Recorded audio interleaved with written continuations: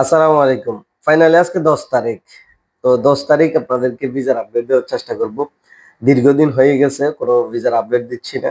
মূলত আমি আমার ব্যক্তিগত কাজে অফিসের বাইরে ছিলাম, যার কারণে অনলাইনে তেমন আপডেট দেওয়া হচ্ছে না। আবার অফিসে আসে অনেকেই খুঁজি, তালাশ করে পান নাই। তো আজকে থেকে ইনশাআল্লাহ সব জায়গায় পাবেন। সবসময় আপডেটও আসবে, অফিসেও পাবেন। তো ফাইনালি আজকে 10 তারিখ।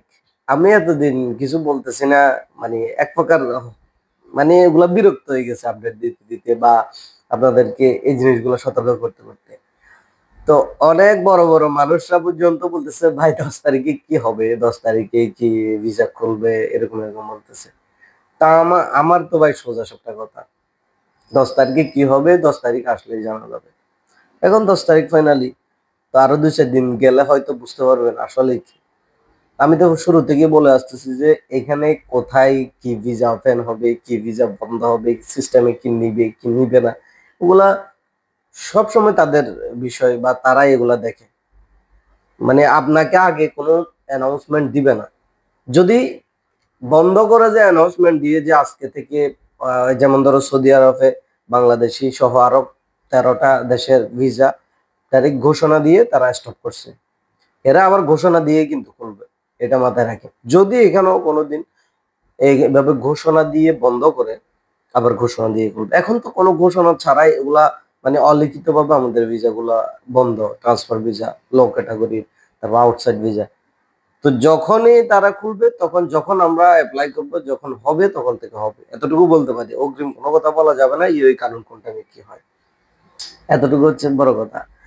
তো অনেকেই 10 তারিখের জন্য বসে আছেন।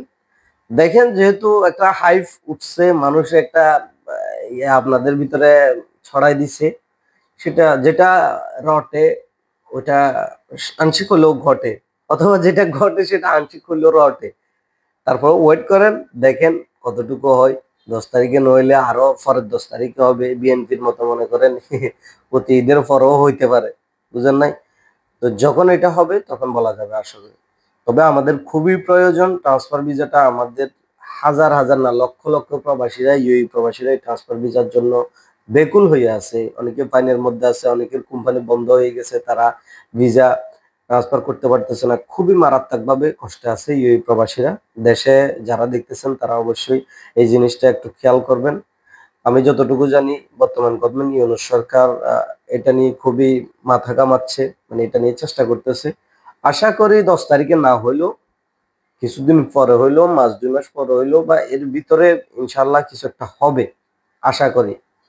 তো এতটুকু বলা যাবে, এর বাইরে আর কিছু বলা যাবে না। আশা করি ব্যাপারটা বুঝতে পারছেন। ভালো থাকবেন, সুস্থ থাকবেন। ধন্যবাদ সবাইকে।